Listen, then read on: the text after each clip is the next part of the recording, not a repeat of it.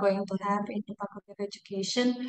And today it is a pleasure to have Professor Abdurrahman Asegaf, one of our first scholar in resident fellows at the Faculty of Education, to present his expertise on especially on the study of disability. So his topic today, he picked the topic of making the gap closer for disability students. I'm sure one of the reasons why we decided to have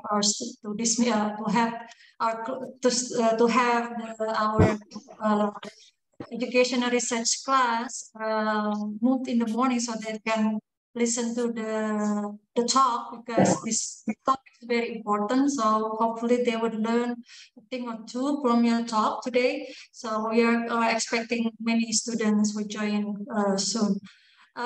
Before I give the time to Professor Abdurrahman Asegaf, I'm gonna read his profile.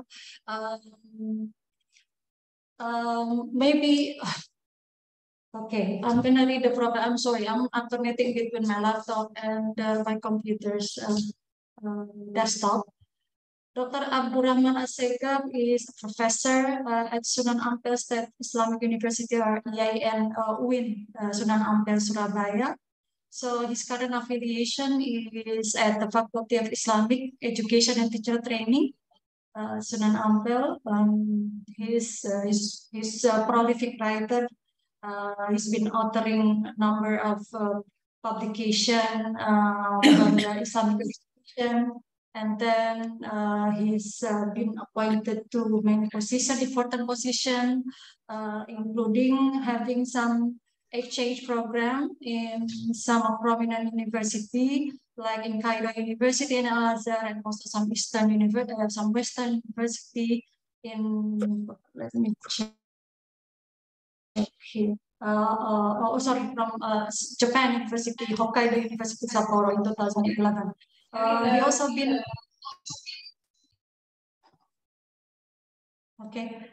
He also had participated in the inclusion program in Australia back in 2020, 2018 and 19, and doing some research in India and South Korea. So I think we are begin. I would like to give the opportunity to our Dean, Professor Nina Nurmila, so that she can officially open the live talk today. Professor Nina, please, the time is yours. Thank you very much, Dr. Tati Wardi. Bismillahirrahmanirrahim. Assalamualaikum warahmatullahi wabarakatuh. Waalaikumsalam. I think today lunch talk is special because the speaker for the lunch talk today is one of the scholars in residence, Professor Dr. Abdurrahman Asegaf from UIN Sunan Ampel, Surabaya. And he will deliver his talk under the title, Making the Gap Closer for Disability Students. And the second, I would like to acknowledge the presence of the Faculty of Education lectures here. I saw Ibu Dr. Destina, Dr. Bambang Sumentono, and some of our students at the Faculty of Education, and as you might know that we have begun our semester from the 3rd of October, and then now we are in week 9. It is a midterm period in which the students are very busy doing assignments. But well, as I mentioned before, that without any assignment, the student will not learn as much as you do when you do not do any assignments. But above all your assignments, it is very important for you to keep your body healthy. I just need to remind this, even though you are adults, by eating, sleeping, and exercise regularly.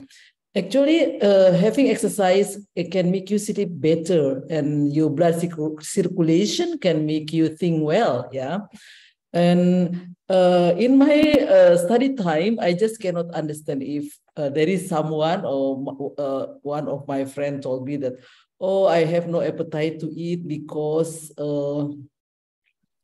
oh, I forget to eat. No, there is no such a thing in my life about forgetting eating, because on the time of eating, I usually become hungry, and at night, I usually become sleepy. And I think it is important for us to give the rights for our body in terms of eating healthy food, of course, if you can, and then sleeping regularly at regular time. And when you sleep well, when you eat well, I believe that you will will booster your productivity. Because, well, when I'm lack of sleep, and if I'm hungry, I cannot think very well. So please mind your well-being by fulfilling your body's need. Actually, when you are walking to have exercise, you can think better. Maybe you will have better ideas for your paper. And you think about your problems while you are having exercise. So please maintain your well-being. And other than our lectures and students, I would like also to acknowledge the presence of other general participants, as Professor Asgaf mentioned, that he led this event now to some of the students in his campus. But I'm very sorry that I cannot say your name one by one. So this is the 10th talk. The 10 lunch talk. So this is November, but since we begin our lunch talk in February, so this is the 10th lunch talk being held in the Faculty of Education. And as usual, I would like to acknowledge our previous speakers in the lunch talk this year. Previously, we had Dr. Lukmanul Hakim in February 2022, who spoke about group decision. And in March, we had Dr. Charina Ayu Rizkianti, who speak about empathy. She is the expert on empathy. And in April, we have Dr. Destina Wahyuwinarti, who is present today, who spoke about developing Indonesian students' special ability to support mathematics learning. And in May, we had Dr. Cynthia Revina, and she is the first speaker from outside the Faculty of Education, which is from Semeru Research Institute. And she spoke about teacher policies and teacher quality in Indonesia. And in June, we also have guest lecture from other universities. There's Dr. Abdul Rahman, who spoke about issues and challenges in teacher professional development. And in July, we listened to Dr. Bambang Sumintono, one of the lecturers at the Faculty of Education. And he presented about the Indonesian experience of educational decentralization. And this topic is very close to Dr. Alpa's thesis, Dr. Alpa Almin Rahman, who joined us this semester to teach equity and education. And in August, Dr. Alpa Amir Rahman presented about distant education challenge and opportunities, in which distant learning mostly identical with online learning, but it is not all. Not all distant learning is online. And in September, we had Dr. Saida Ulfa from Universitas Negeri Malang, who presented about the potential of massive open online courses to disrupt higher education. And in October last month, our moderator, Dr. Tati Wardi, together with her research partners, share the result of the joint research project about promoting multicultural awareness through children's literature in Indonesia Literasi Classroom. And today we are happy to have Professor Dr. Abdul Rahman Asgaf from UIN Sunan Ampel, who will speak about making the gap closer for disability students. I'm glad that Professor Asgaf raises the issue of disability students. This is quite a neglected area. And it is very sad to know that our government hasn't done enough to show their attention to students with disability. There are so many noises in the class. Maybe please mute yourself. I have several friends who are parents to students with disability or with special needs, either physically or mentally. And this require much attention and a lot of money. Yeah, even for the rich, educated parents, it is not easy to take care and educate children with disability. Even more for the poor people for the poor and uneducated people who usually very embarrassed having their children with disabilities. Sometimes they only hide their children and not giving access to education. Yeah, so I'm really curious to know and learn from Professor Asgab talk on how to reduce the gap between policy and its implementation, or how to make theory closer to reality. Disability students can gain equal treatment and opportunities they deserve to have. So that's all from me. I hope you will have fruitful discussion today. Thank you very much. With this, I would like to open the lunch talk by reading Basmalah. Bismillahirrahmanirrahim. Bismillahirrahmanirrahim. Assalamualaikum warahmatullahi wabarakatuh. Waalaikumsalam warahmatullahi wabarakatuh. Thank you, Professor Nina, for opening the lunch talk this time. And then I think that's now is the time for us to listen to the Professor Abdurrahman Assegab's presentation that he already prepared. We'll have like 30 to 40 minutes for Professor Assegab to present, and then after that we'll give the time for audience here to raise some questions, perhaps some discussion. So with the time given, please, you might start the talk. Thank you. Can I share the screen? Yes. Of course. Wait a second.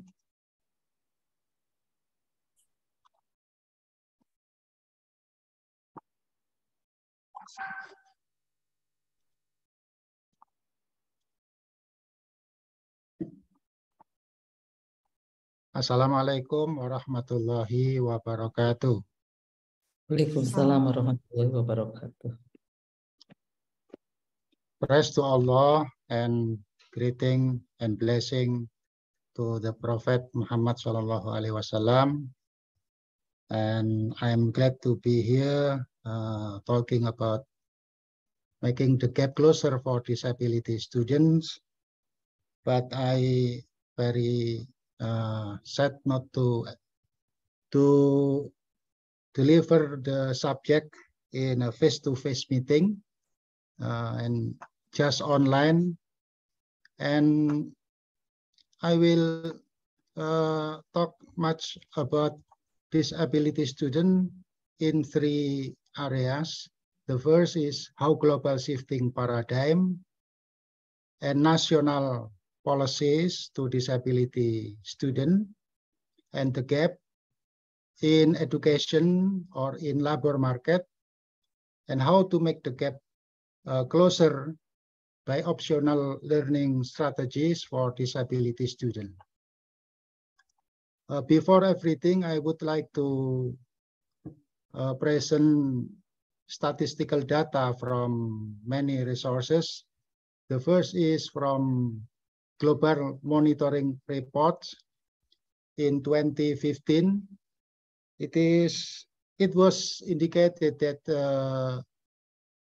150 million children worldwide live with disabilities. So much the number, and according to the national survey data, it was estimated that people with disability in Indonesia was 11 million and escalated in 2016 to 12.15% for the age of 15 and above. And then in recent data released by University of Indonesia in 2017, more than 15% of the world population are people with disabilities, and 70% of them are in working age. In Indonesia, only 0.26% of formal workers are persons with severe disabilities.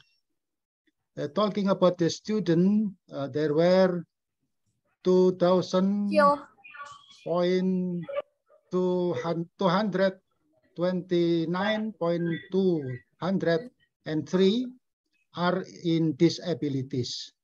So the number depicted us how the disability students still in a gap in national policies. And the second, I would like to explain about global paradigm from United Nations Universal Declaration of Human Rights in 1949. It was stated that all human beings are born free and equal in dignity and right, so on and so forth. I make it short and not the sentence I read. And then Education for All in 1990, it was stated that more attention need to be given to preventing disabilities among young children. And also Salamanca statement in 1994, it was stated that those with special educational need must have access to regular school, which should accommodate them with a child-centered pedagogy. And I will continue to the next global policies on disabilities. It was Dakar framework in 2000. Education for all must take account of the need of the poor and the most disadvantaged, including working children, remote rural dwellers and nomads, and ethnic groups, and so on and so forth, including disabilities students. And the recent United Nations policies on Convention of Human Rights of the People with Disabilities, it was stated that disability students should be guaranteed to attain their individual autonomy, independent dignity, and freedom to make them their own choices. And last but not least is UNESCO Education Strategy in 2014 to 2021, UNESCO, with support member states in developing education system for higher quality and inclusive, under score here, inclusive lifelong learning for all. And then I move to the BIMACO Millennium Framework for Action. The new paradigm shift from a charity-based approach to a human right-based approach. And then the last one is the Incheon Strategy, 2013 to 2020, to make the right real for persons with disability in Asia and the Pacific. So on and so forth. I skip it to save the time. And then I conclude with the diagram or graphic here, how the global shifting paradigm on disability change from time to time. In the past, we look disability people with charity outlook. And then from United Nations Universal Declaration of Human Rights in 1948, change to human right-based education or human right approach. This is a big difference between charity outlook and human right approach. And then now at present, with many global policies on disability, we struggle for education as part of sustainable development. From EVA, Salamanca, Dakar, Action Plan, and UNESCO, and so on and so forth. And in the future, There's still a moving paradigm, and I would like to include a religious approach. It is very important to make disability student with learning approach and with religious approach, not only with a social base or education for peace, but religion will be the most important issue in the next time. And then how Indonesian experience and context in handling the disabilities, especially student in higher education, university student, before independence and after independence, there were change in Indonesian policies. In colonial era, Dutch colonial period, there were only workshop for people with vision impairment and special school for the deaf. But after the Independence Day, after 1945, there were so many policies, regulation, and government policies on disability. I do not mention all the policies to save the time again. And recent development, it is important that law number 20, year 23 in national education system, it was included that the disability student has the same right to education, and every citizen with a physical, emotional, mental, intellectual, and or social abnormality has the same right to achieve special education. Here, the law number 20 said about special education. And the next term, the government used the term inclusive education. Between the two, special and inclusive has many differences, especially in school curriculum. And then national policy and on education, on special education at higher level, university level, their policy number 46 that state that students with disabilities are include blind, deaf, quadriplegic, and autism, and special intelligence student who demonstrate academic achievement and or potential for above average, and some of them are student and talented student, should be participate in the same classroom. So this policy tend to be inclusive education, not special education anymore.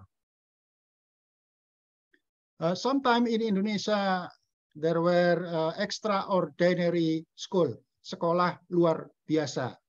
And sekolah luar biasa or extraordinary school only visited by physical impairment of the basic school student. And then the law number 8, year 2016 on people with disabilities included in Article 54 that the government, the central government, Jakarta, and the regional government must provide incentive to private companies that employ persons with disabilities. And then the gap, I cannot skip this part because it's so important and meaningful for us. There are still big gaps in disability for disability students. Most of all, special education was only provided for children with vision impairment, hearing and speech impairment. I said before, it is for physical impairment, and no thought nor initiative yet to provide special education for children with disability, learning disability. Learning disability, I could mention dyslexia. Dyslexia is a learning disability. And also developmental disability and mental illness, such as anxiety, stress, and then schizophrenia, so on and so forth.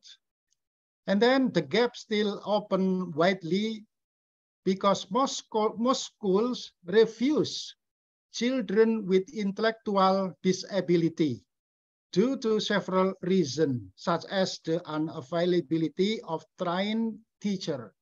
There were no trained teacher. The teacher and also lecturers in university has no basic, training, basic training for handling the disability student. Yeah, unfortunately, our teachers have no concept. And our faculty at WINSA, or I believe in many universities in Indonesia, has no subject matter on special education, inclusive education, disabilities. So how can the teacher handle the disability student if they have not equipped with the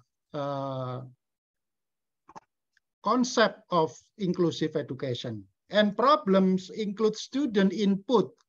Whenever the student want to enroll themselves to be a student at the university, any university, they have to fill the form with many requirements, including physical health, in vision and in listening and in physical requirements. So they are difficult to enter the university. And then the curriculum, teacher and trainer, facilities also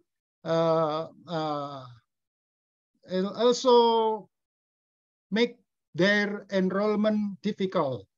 Fund management and the environment are not well prepared with adequate support system.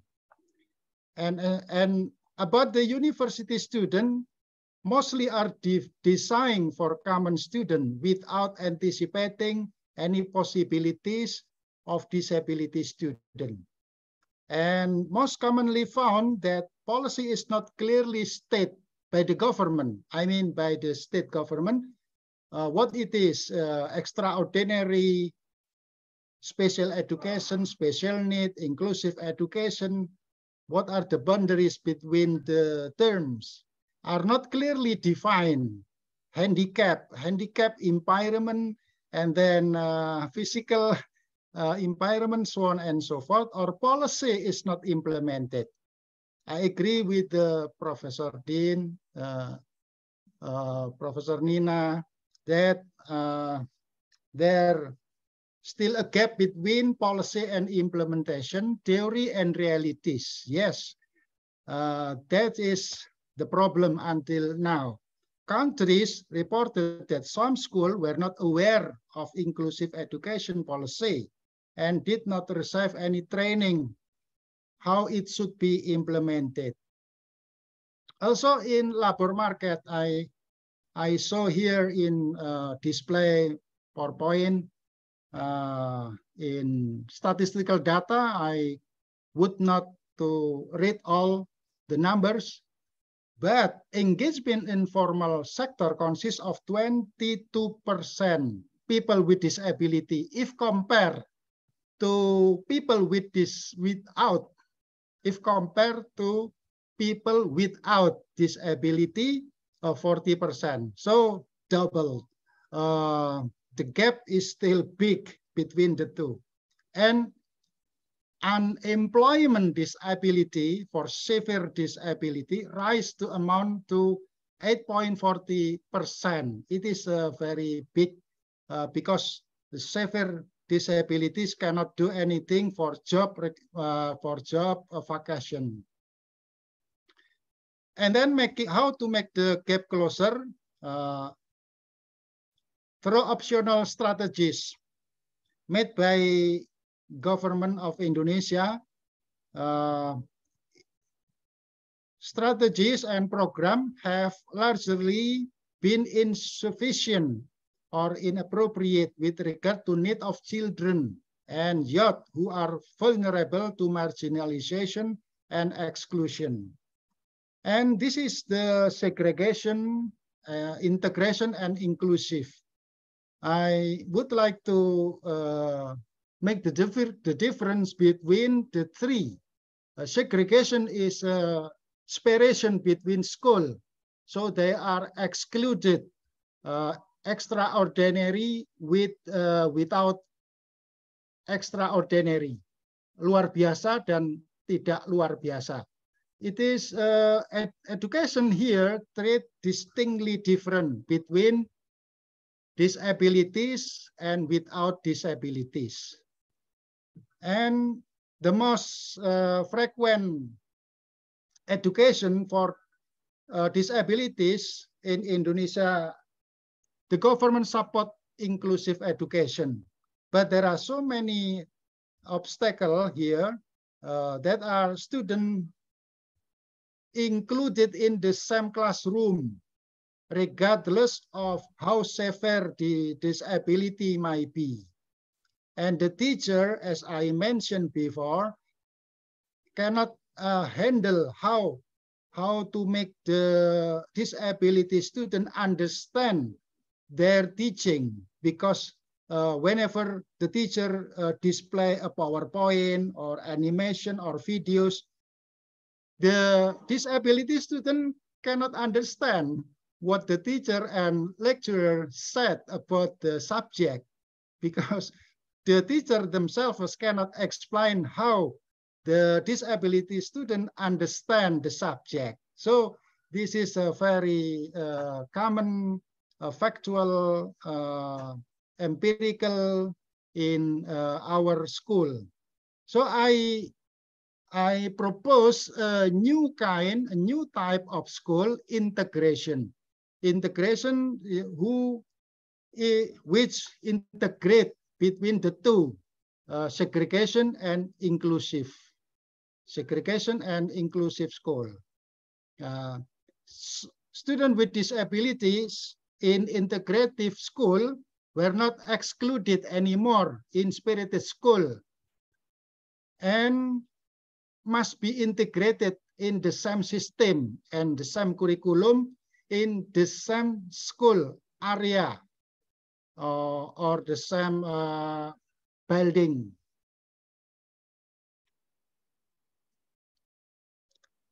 The last one I would like to talk here, maybe some part of the PowerPoint will be skipped for the time discussion. Multi-approach to make the gap closer. There are many approaches here for inclusive education. Strategy, learning strategy should be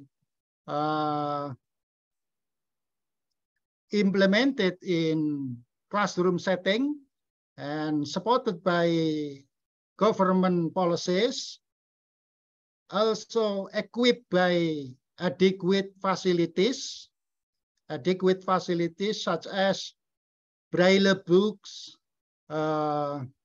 wheelchair, and what is it, kind of tram, and many equipment in library, laboratorium, and also in classroom setting. There should be available facilities for disability students. And budget is a classical problem that should be solved by the university authority and support system, as I mentioned before, management, social-based culture, and not last but not least, religious approach. And then I skip. For strategy, that should be integrative approach in handling the disability student from cognitive, affective, psychomotoric, and confluence that should be integrated. In cognitive devices, we could mention use graphic, color, flowchart, highlighter, pen, tapes, computer, discussion group, read aloud, active learning, so on and so forth. In affective devices or affective domain, we use humanistic approach for students with disability, and for psychomotoric domain, we use role play, trace, letter, repetition, experiment, learning by doing, so on and so forth. So the three domain usually in our curriculum initiated by taxonomy Bloom, by Bloom, Bunyamin S. Bloom, cognitive, affective, and psychomotor should be integrated in one strategy. So if the three domain could be combined in one strategy for disability student, I believe that the problem, the classroom problem, could be solved. I think that's all for my brief presentation, and I hope there are response and question. Thank you very much. What does this mean?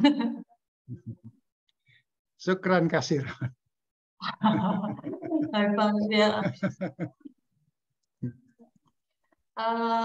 Thank you, Professor Assegaf. It was a very interesting topic, yeah. For me, I learned a thing too from your slides. So I believe many would feel the same. They would like to raise some question, perhaps clarifying, or perhaps would like to know more about the content of the slide, because a lot of information beginning from the policy and regulation in the globe and the world, and also within Indonesian context. So it was very interesting to see how disability, we can see the progress, yeah, Pak, even though it is not a perfect one, but we can see the progress from the charity, from beginning of seeing them as a charity, and then now we are the trend is to have an inclusion where, for instance, in a classroom we have students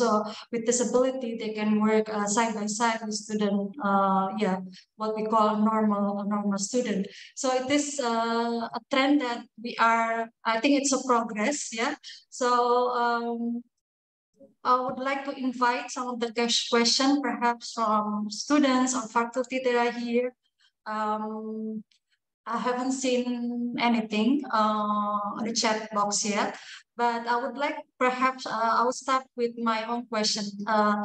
This is a reflection, like I have worked with primary teacher. Indeed, as you mentioned before, Professor Assegaf, that teacher hasn't been trained in any special education training, both in his undergraduate and even master's degree level. It was, but the fact that he's been handling, I mean, he has to accept students who comes with certain spectrums of disability, and then he has to find a way how to have the student in the classroom go together with the rest of other students. So it's always been a challenge to see him, and then listening to him, how he's been trying his best with the absence of the proper training, teaching students with disability or special education. So despite the absence of training, do you see any trends from the government, especially from the Ministry of Education in Indonesia, that there is for the teacher preparation, is there a way that we can have space for teachers to be prepared teaching students with disabilities? Do you see any opportunities that currently perhaps there's the time to have this kind of training for our teachers, Professor Assegaf?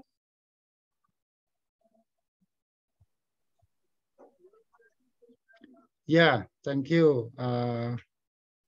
About the training for teacher, as long as I know, the faculty, every faculty in our university has no specific subject to be taught as a curriculum, and even as a program, study of program, there were no specific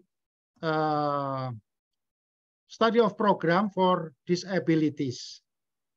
So how can the teacher and lecturers handle the disability student without any knowledge, without any concept of inclusive education?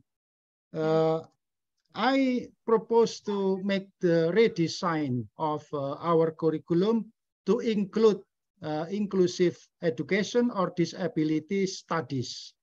So all the students could be understand how to deal with their counterparts, their friend. Sometimes they meet their disabilities friend. And I myself has met several disability students in the classroom, sometimes 3 students. They low vision and even blind, and also handicapped student. But their achievement are the same with normal student. But I myself cannot understand how to explain any subject matter to them understandable without additional times, without any additional schedule. So the same classroom with the same treatment cannot be allowed anymore, because our teachers should understand how to deal with the disability student. In examination, sometimes they need pioneers. They need, relawan, you know, and helper from the officer, how to read the question, how to read the question for answering the examination. So they need assistantship, how to deal with disability students. Sometimes their friend willingly help disability student, but the problem is not light upon the student itself, but the teacher should understand how to deal with a disability student. I agree on that sense. I agree completely. There should be a training, not just because without that proper training, without the knowledge, without the practical, pedagogical skill to teach a student with disabilities, I think the disabled student are suffering. While waiting for some other question, perhaps there's question from Dr. Destina, our faculty member. In some teacher preparation program, teacher training, jurusan pendidikan luar biasa. She was just wondering, ini bahasa Indonesia, in some LPTK, there are jurusan pendidikan luar biasa. Are this different from what you mean, Professor Seka?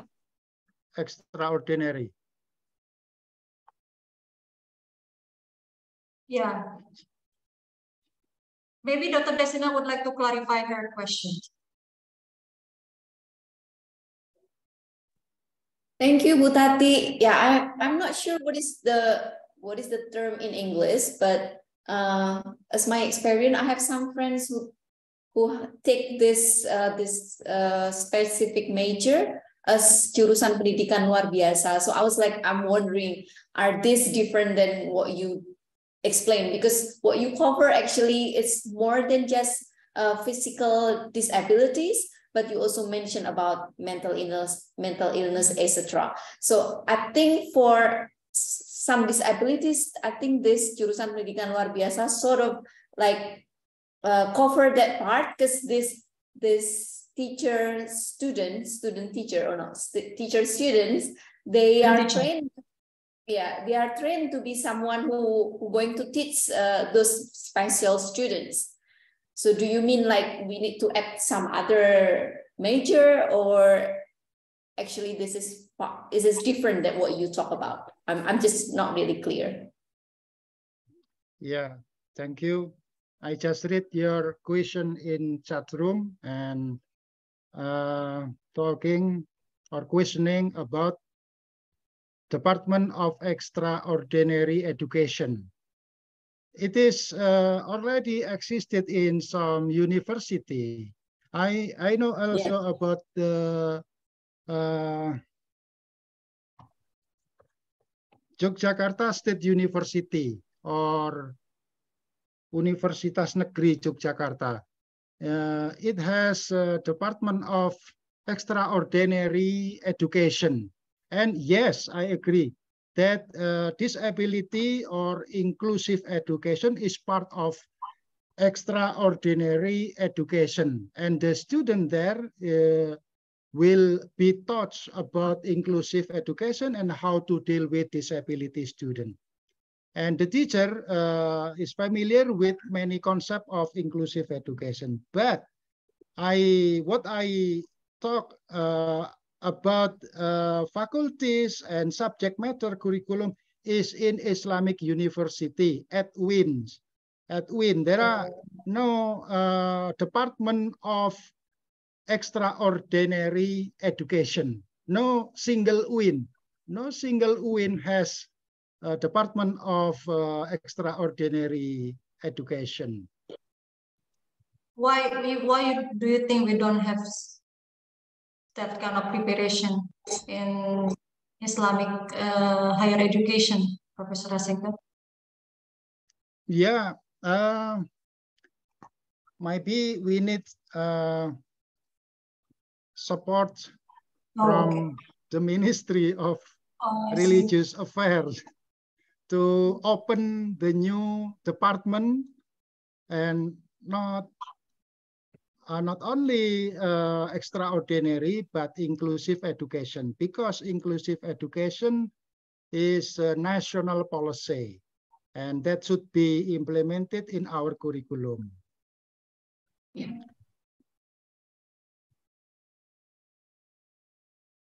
Right.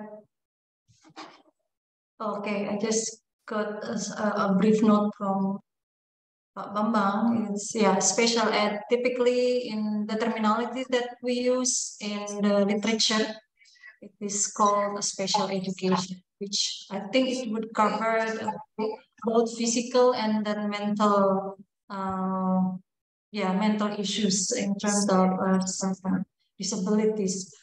I would invite any students that would like to have some question. This will be the chance.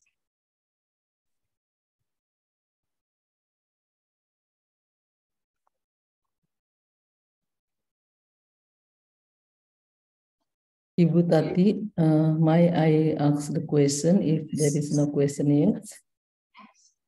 Sure.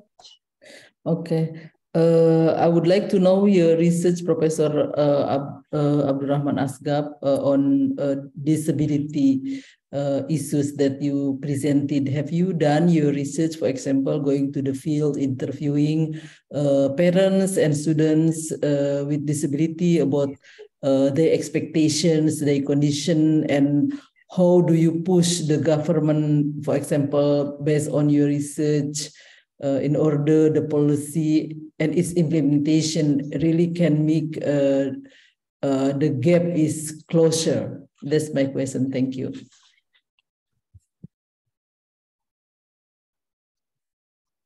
Can I answer directly, Bu Tati? Okay, thank you, Prof. Nina. My previous research on inclusive education was sponsored by Islamic Higher Education Directorate, Ministry of Religious Affairs in 2017, before pandemic COVID-19. I visit several countries such as Japan, in Hokkaido University, and also in Australia, conducting research on disabilities, and I compare the curriculum and policies. But in this subject, I would like to focus on higher education in Islamic universities in Indonesia at UIN. And concerning about the interview and observation, several universities, I have already done my interview with the Dean of Faculty of Dakwah Islamic Propagation at UIN Sunan Ampel, Surabaya. Here in Sunan Ampel, Surabaya has no Center for Inclusive Education or Center for Disability Studies. Their number, the disability students are very limited, very small in number, only 1, 2, and the most are 3 students every year. But at UIN Yogyakarta, there has a Center for Disability Service. Center for Disability Studies. I met the director, or what is it, the head of the center. Yes, I have interviewed, and also the student. Yes, several disabilities student I have interviewed with them, but the family and the parent. The parent I never met the parent, so I cannot interview them, and I rely my data on student experiences.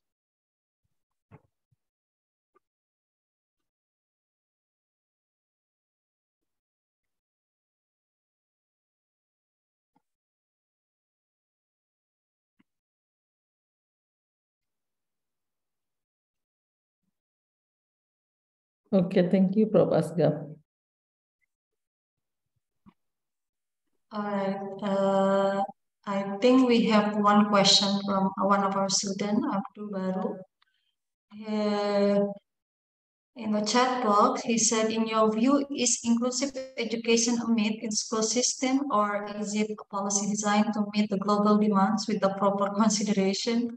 How do you think this could be made real for all actors in education system without alienating any category of students or staff? Yeah, he seems quite skeptical. Yeah. Yeah, okay. So we need your assurance. Okay, thank you, Mr. Abdul, for questioning the subject. Inclusive education is not a myth. It is a fact. The number is growing from time to time, from year to year. And now, according to statistical data from UNESCO, it has reached beyond 15% of the world population are disability people. So it is not a myth, it is a real. And maybe it is only a physical environment and not included in the data mentally disorder or mentally retarded student. If we mention all the environment, not only physical, but also mentally and intellectually, the number, whoa, the number is very extraordinary, amazing. Maybe we need more school to handle this disability student. So the global demand, what you asked me about the global demand, still make a difference between disability and without disability student. The gap still exists, and big gap between the two, and we need to reconsider our curriculum.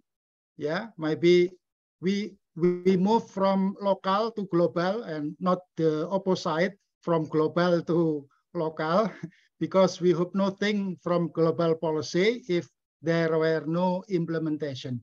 So we move from local, from ourselves, how to help the disability student in a proper condition, and we could realize in our curriculum system and in education, and everyone here, maybe not only Indonesia, but also abroad, should pay more attention to disability students.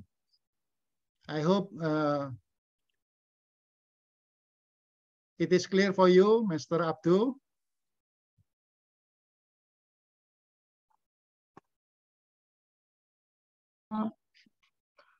I noticed there are some questions on the chat box. I noticed from Ririn, one of our students. Ririn, how are you? The last time you were not well. According to her, access to special education for students with special needs is seen in friendly building. Access appears to be limited to students with physical disabilities. Yeah, I think that's what Destina was referring to. So how does the government provide students with, for example, mental disability and other disability access to education? I think we have to some extent discussed this, the lack of the service or even the training, yeah, for the teachers and facilities in the classroom. There's also a question from Dian. I'd like to ask the role of education in guiding people with special needs in the working field. We're most likely ending up as unemployed. According to education group to change is unfortunate fact. Yeah, a lot of issues, but the absence of proper teaching, yeah, proper facilities for students with disabilities.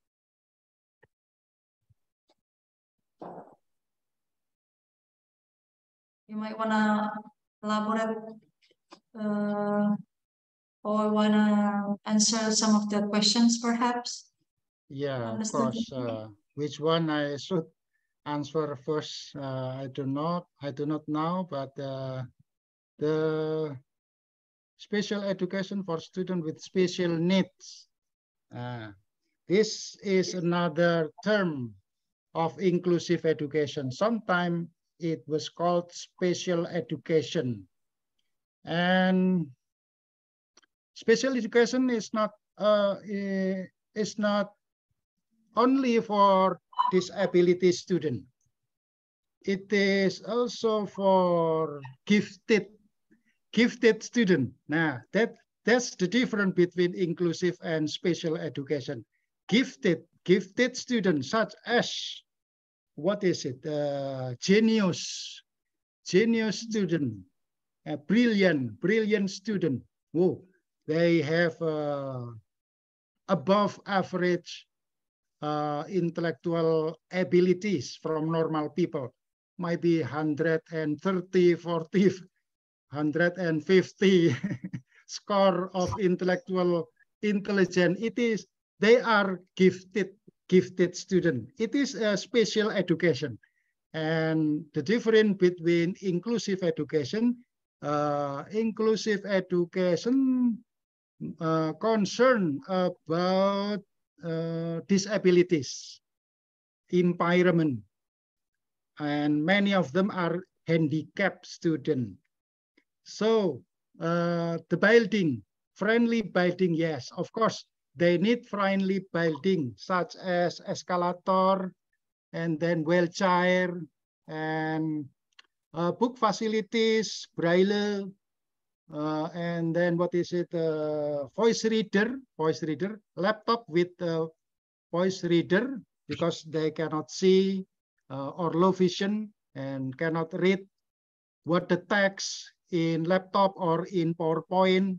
So they need voice reader. The facilities should be equipped by the university authorities, and we need no waiting for government policies to make the equipment or tool or devices what is it, support system from government. We should make our budget to make this program real.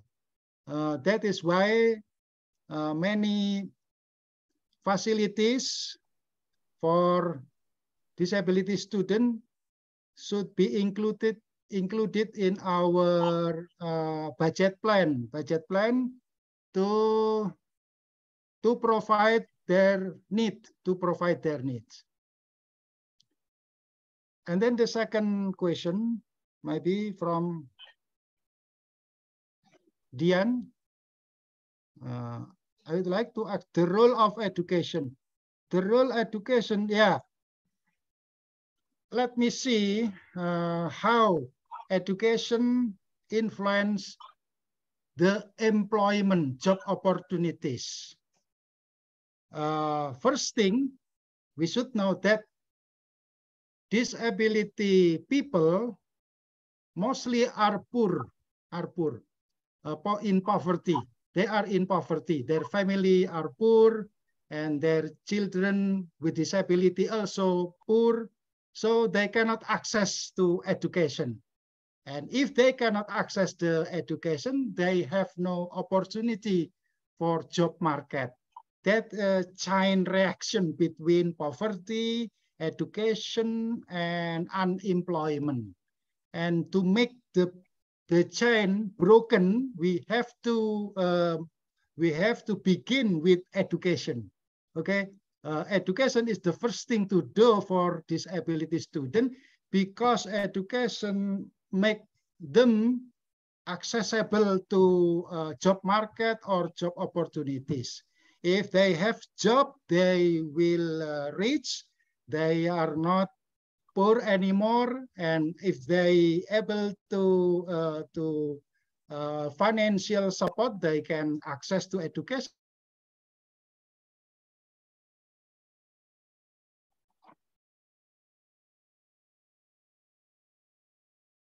Explanation is clear. It's clear for you. Mr. Aseka, I think we missed one question from our student Supriyono. It's on the chat box, actually. He was referring to goal 4 of the SDGs on inclusive education to build and upgrade education facilities. There are child disability and gender sensitive provide safe, non-violent, inclusive, and effective learning promotion. Where is the speaker? Okay, that's still here. In this case, the focus on inclusive education is not only for people with special needs, but also for gender sensitive groups. The question is, how do you think about the inclusion of gender sensitive groups in Indonesia's education milieu thus far? Would you like to back up on that question?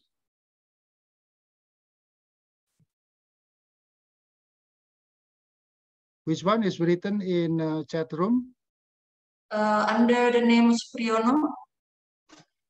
Supriyono. Mm-hmm. Okay.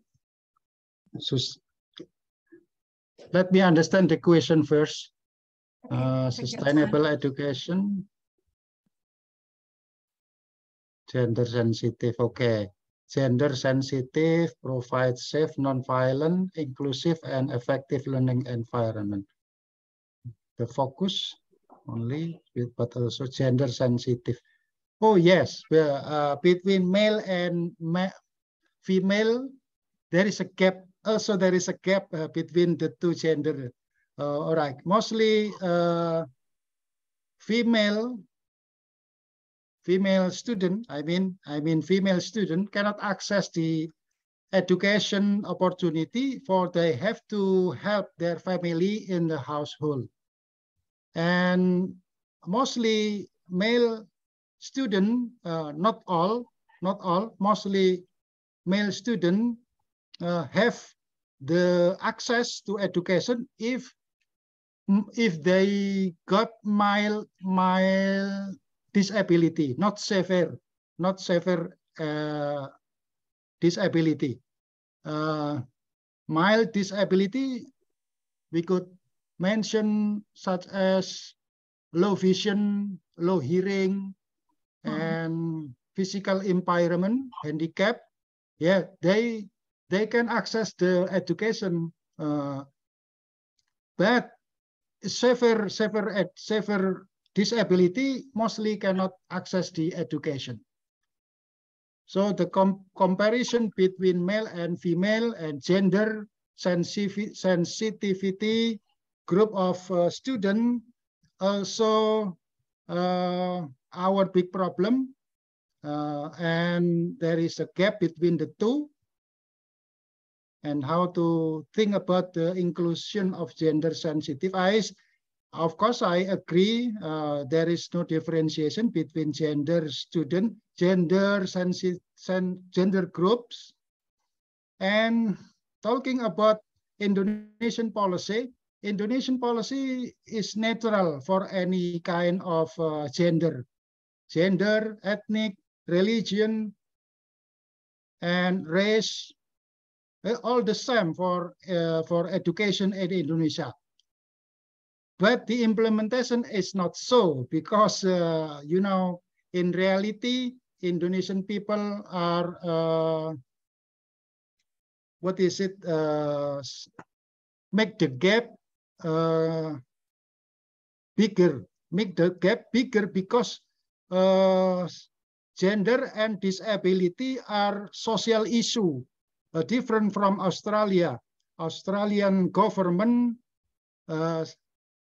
consider disability as a medical problem, Here in Indonesia, disability and gender is a social problem. Yeah, that's Indonesian government point of view on disability and gender sensitive groups.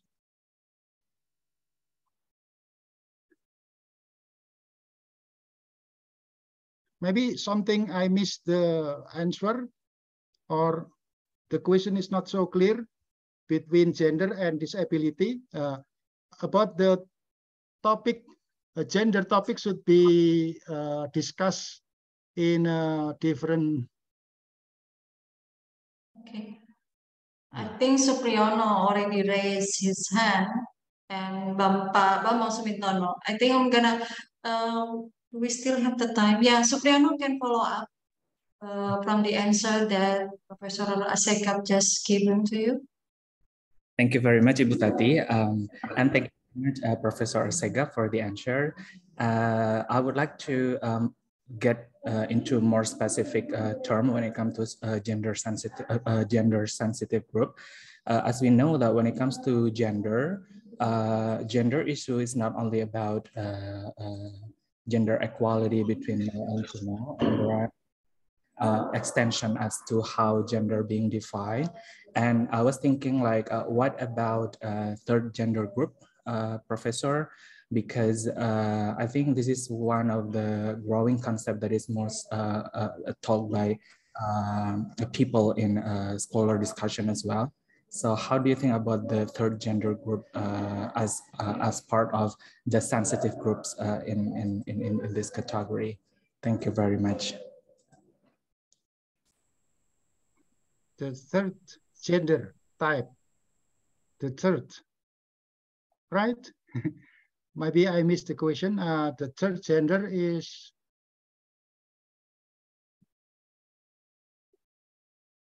what do you mean? I don't understand what you mean.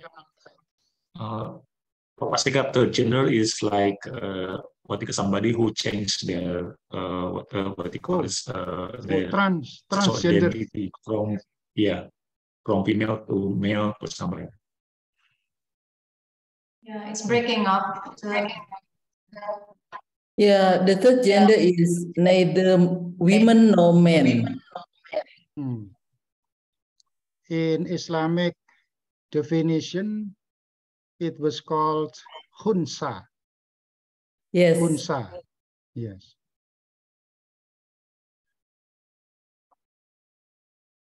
But it is out of the context because I prepare for disability student and not for gender equity. Maybe I just explain in brief or in short about the third gender and transgender. In government policies and perspective, in Islamic perspective, no differentiation between all gender types. Male, female, or transgender, neither male or male, or the same in opportunities for accessing the education. So the problem is social problem, because our people look at the transgender and third gender is something strange. Might be what is it? Different treatment, different outlook from the third gender. But I talk here about education, and the answer is not different because all have the same right to education. I do not know how to explain more. Maybe Prof. Nina will please add the explanation about gender equity, because I myself prepare my talk here about disability, not gender equity. Would you like to take up on that, Professor Nina? Or I can just... Yeah, I think disability and the third gender both are neglected area. So not many people knows about this issue, and it is good that Supriyono raised this issue. So the disability and the third gender sometimes being treated as deviance, and then something that's need to be hidden in the society, and this make it difficult for them to have like equal access in education. Yeah. So I think when Supriyono and Professor Asgaf raised the issue of disability and also the third gender, I think this is the area that we need to be concerned more and to raise this issue more in order to get attention from the government, in order no one left behind can be implemented. Yeah, that regardless of the gender and then disability, people can have equal access to education. I think that's all from me. Thank you. Thank you, Professor Nina. I saw Pak Bambang Sumintono raise his hand that is no longer there. I feel interested in raising some questions. Okay, Prof. Asegaf, I just sharing about my experience a long time ago when I was student starting studying overseas. So one of the what call as my friend is a principal in primary school in Victor Harbor in Adelaide, South Australia. So when I visit the school, so my friends told about the situation, what happened in the classroom. They have what we call disability student in the class. So I just shocked to hear and then to see about what really happened. So I asked my friend, so what happened to the other student, to the what we call as normal student, and what we call as the response, the normal student, most likely they are supporting their disabled student. So it is a kind of social experiment. And in that particular school is really showing a positive response in terms of helping disabled students into the society. right? So I'm not seeing this happening during my time in Indonesia or in Malaysia. So it could be a bit what we call this. As you said, there are some difficulties in terms of regulation, in terms of acceptance, and also in terms of social, what you call this, interaction that can happen in our school. So during my experience as child, so I see that sometimes disabled people, so it's become what we call as the target for bullies or the kind of not very pleasant situation. This compared to what I saw in Victor Harbor Primary School long time ago. So it's just like a good news to share, and then they already what they call this do it as a social experiment, and then showing a good result. Okay, I think that's only a sharing information from Asega. Thank you, Pak Bambang, for sharing. Thank you, Pak Bambang.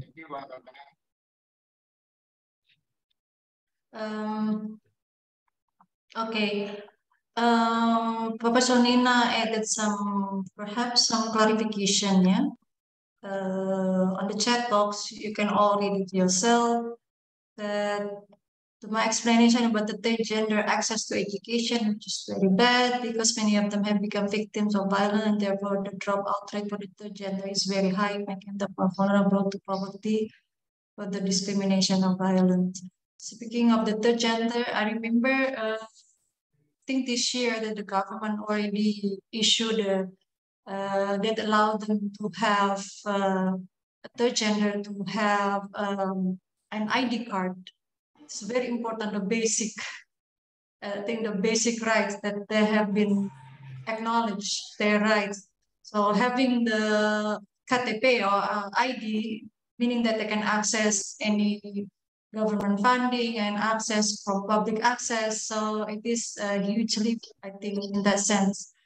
We'll have 10 more minutes.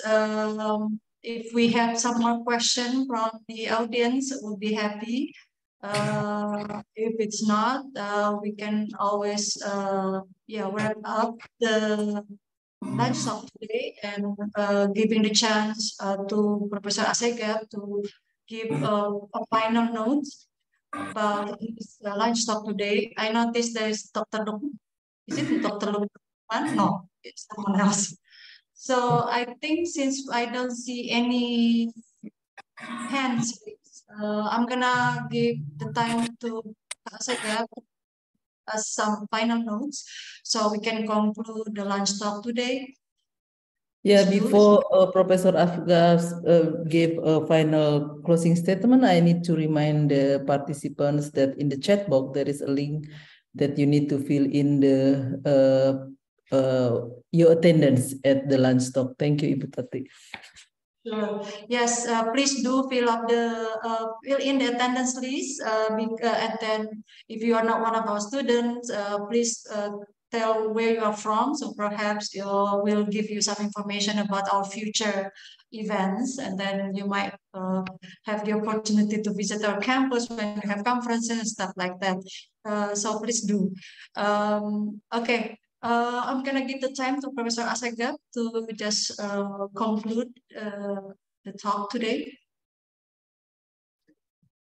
Yes, thank you. As a final note, I would like to remind the government, our government might be, from this talk, they hear me or not, but the government policies and support system availability, school and university authority should not quit from giving equal right and equity to education for students with disabilities.